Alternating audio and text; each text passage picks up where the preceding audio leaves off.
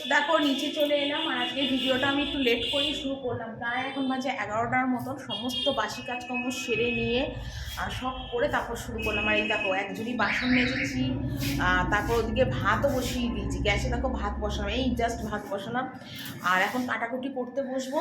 তো এখানেই যে সমস্ত নিয়েছি, ফুলকপি, পেঁপে, আর মাছ আজকে আনিনি, মাছের মাথা এনেছে, মাছের ডিম এনেছে। কারণ মাছ খাওয়া হয় বলে মাছ আজকে আর হবে না। মাছের ডিম আর মাছ নিয়ে এসছে। মাছ আনিনি, ডিম আর মাছের মাথা এনেছে। তো মাছের মাথা দিয়ে আজকে মাছের মাথা দিয়ে মুগের ডাল হবে, মাছের ডাল হবে মুগের ডাল দিয়ে। আর ইয়ে হবে কি বলে, মাছের ডিম ভাজা হবে। আর আমি এখন আপাতত কেটে কুটে সব গুছিয়ে নিই, ঠিক আছে? দেখো কী কী কেটে নিয়েছি। এইটা করেছি আমার রান্না, অনেক দিন ধরে একটু ইচ্ছা হয়েছে যে সবজি দিয়ে একটু স্যুপ মতন করব। তো এই জন্য এখানে পেঁপে, গাজর, কড়াইশুঁটি, একটা টুকরো ফুলকপি কেটে নিয়েছি। টমাটোর জুস মতন করব, মানে স্টু মতন। আর এটা পেঁপে আলুর তরকারি হবে, এটা হবে ফুলকপি আলু ভাজা। আর এই স্টুতে দেবো বলে এই যে পেঁয়াজ আর একটু রসুন কুচি কেটে নিয়েছি। এটা দিয়ে মানে এটা ফোড়ন দিয়ে আর কি করব।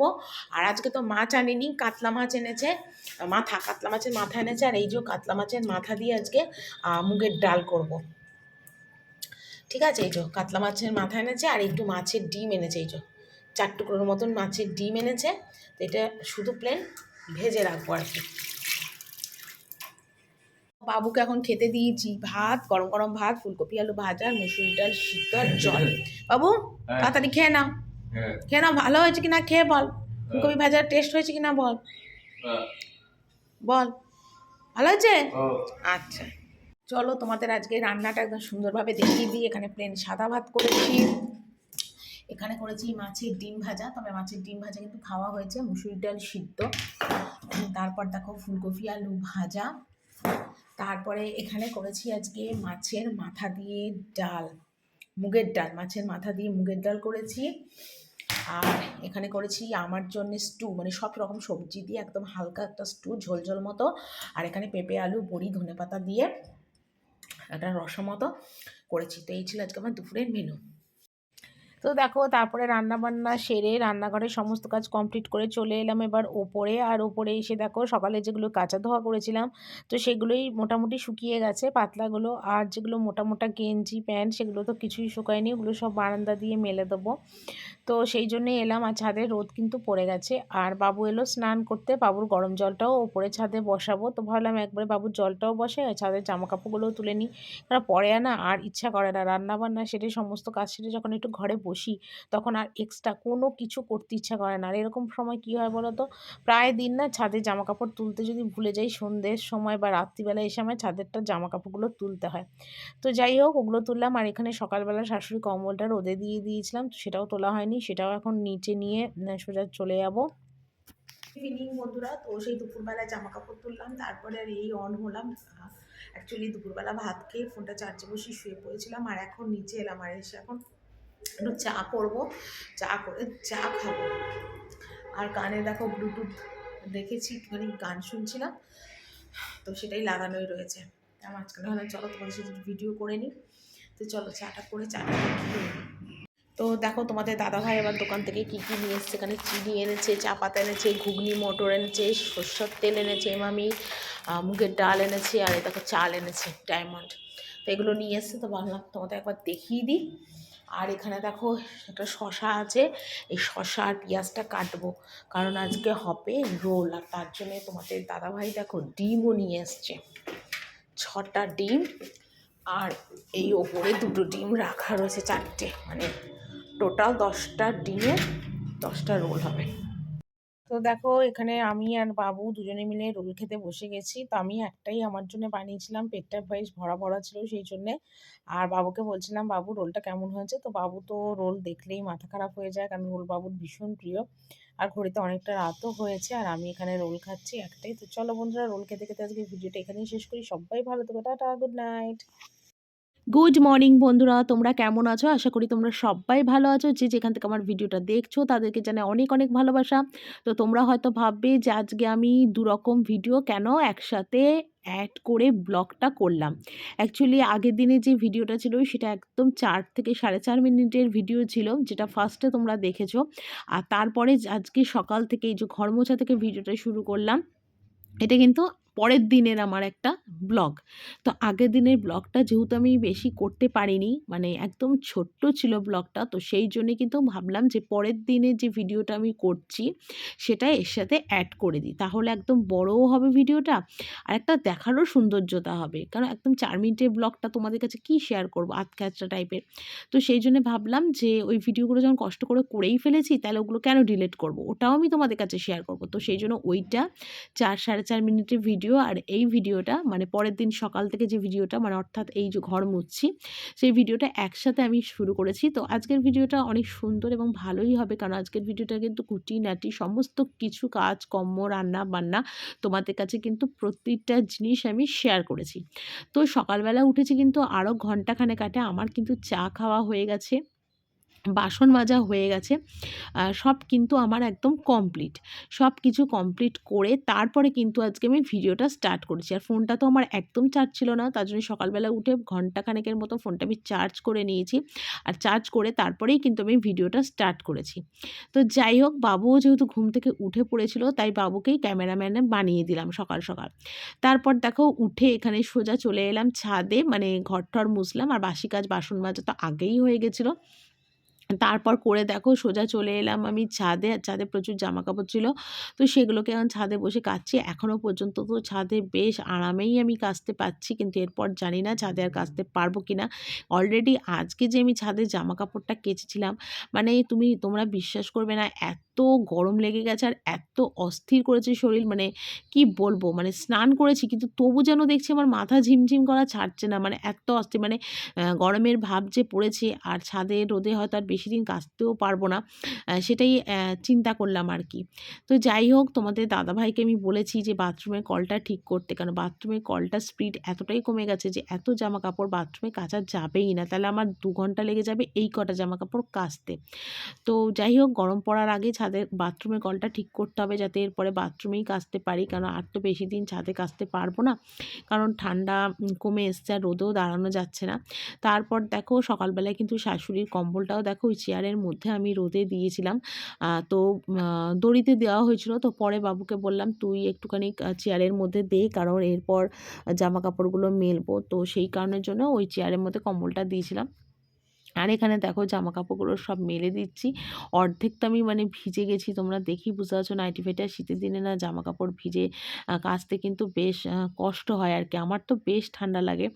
তো যাই হোক, ঠান্ডা বললে তো হবে না, কাচা ধোয়া তো করতে হবে। আমার কাচা ধোয়াটা কে করে দেবে বলো? কারণ আমার তো আর কোনো কাজের লোক নেই। নিজের কাজটা নিজেই সম্পূর্ণ করতে হয় সবসময়। নিচে এলাম, আর নিচে এসে এবার রান্না বসাবো। ভাত বসাই, মাছ এনেছে, মাছের ঝোল হবে, বড়ি আলু দিয়ে ধনেপাতা দিয়ে মাছের ঝোল করব। আর অল্প একটু কুমড়ো ভাজবো, যেটা ভাগ্নি খাবে, আর আলু ভাজবো, আর ডাল হবে। প্লেন আজকের রান্না। তো চলো আমি একবারে কেটে কুটে একটু গুছিয়ে নিই। এখানে দেখো মাছ এনেছে, মাছের ঝোলের জন্য মাছ নুন হলুদ দিয়ে একদম মাখিয়ে নিয়েছি। আর এখানে কিন্তু দেখো ঝোলের আলু কেটেছি, আর এখানে দেখো ধনে পাতাটা না কুচিয়ে রেখেছি, যে বড়ি সব দিয়ে একদম মাছের ঝোলটা করবো। একদম প্লেন সাদা মাটা একদম মাছের ঝোল।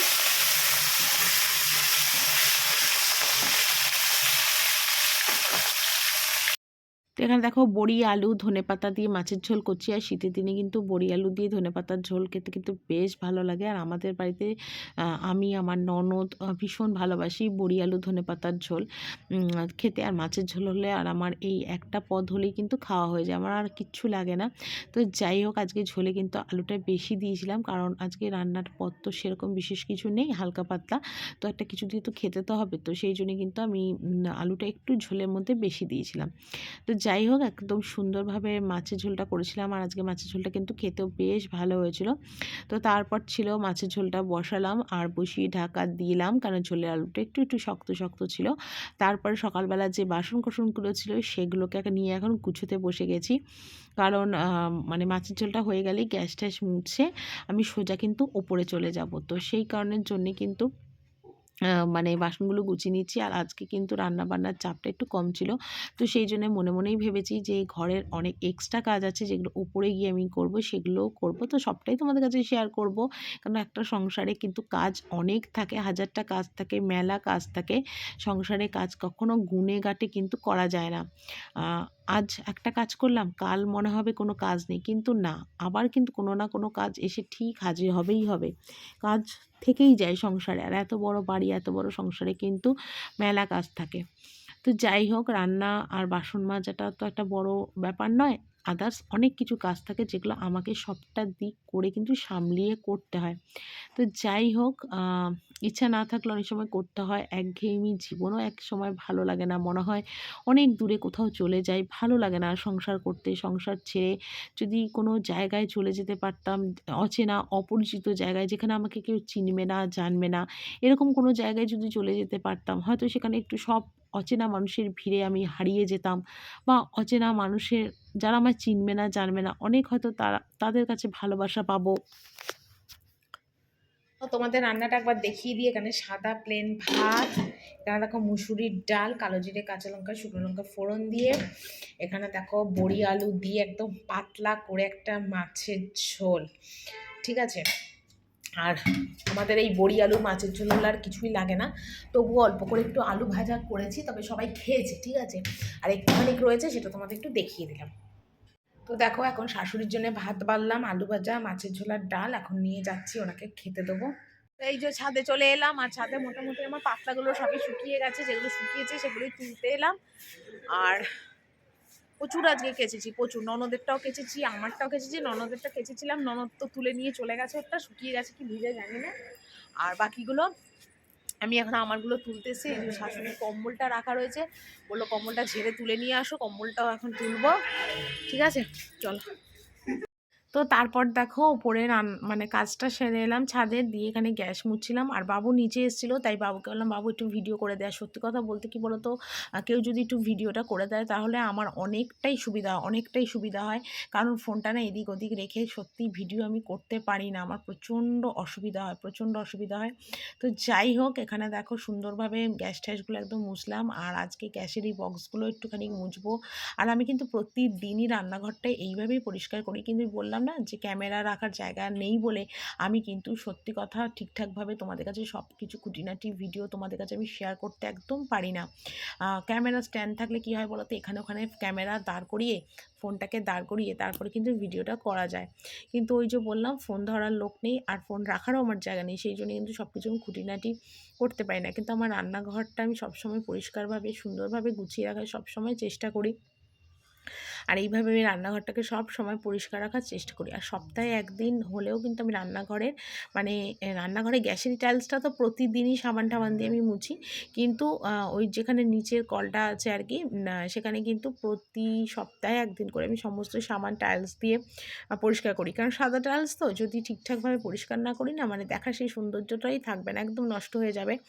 তো সেই জন্যে তারপরে সপ্তাহে একদিন করে কিন্তু আমি এই যে গ্যাসের যে বক্সগুলো দেখছো, সিলিন্ডার রাখার বক্স, তারপর গ্যাস ওভেনের নিচে যে বক্স বাসন টাসন আছে, সেগুলোও কিন্তু আমি প্রতিদিন মুছতে না পারলেও সপ্তাহে একদিন করে মুছে দিই। মানে বিশেষ করে শুক্রবারটা আমাকে মোছা বেশি হয়, কারণ শনিবারটা আমাদের নিরামিষ হয়, আর সোমবারটা যেহেতু নিরামিষ হয়, তো সেই হিসেবে কিন্তু আমাকে মানে এই দিকটা মানে বেশি ভালো করে আর কি মোছামুছিটা করতে হয় আর কি।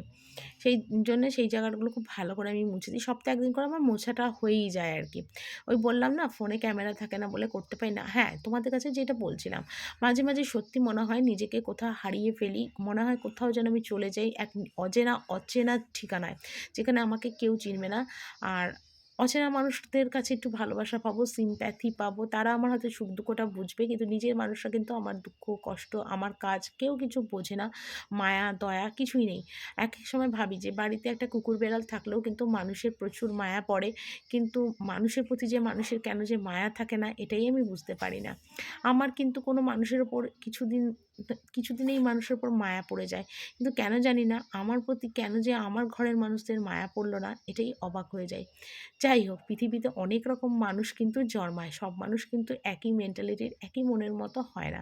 সবাই যদি এখন ভাবি আমার মনের মতো হবে, তাহলে কি হবে? কখনোই হবে না। কারণ জীবনে কিন্তু সবাই সব কিছু পায় না, যে যেটা চায় সে সেটা কিন্তু কোনো দিনই পায় না। যেটা আমি জীবনে যেটা চেয়েছিলাম, আমার জীবনেও কিন্তু সেটা হয়নি, আর আগামী দিনেও হবে না, সেটা আমি খুব ভালো করেই জানি। তো যাই হোক, এখানে রান্নাঘরটা সুন্দর করে পরিষ্কার করে নিলাম।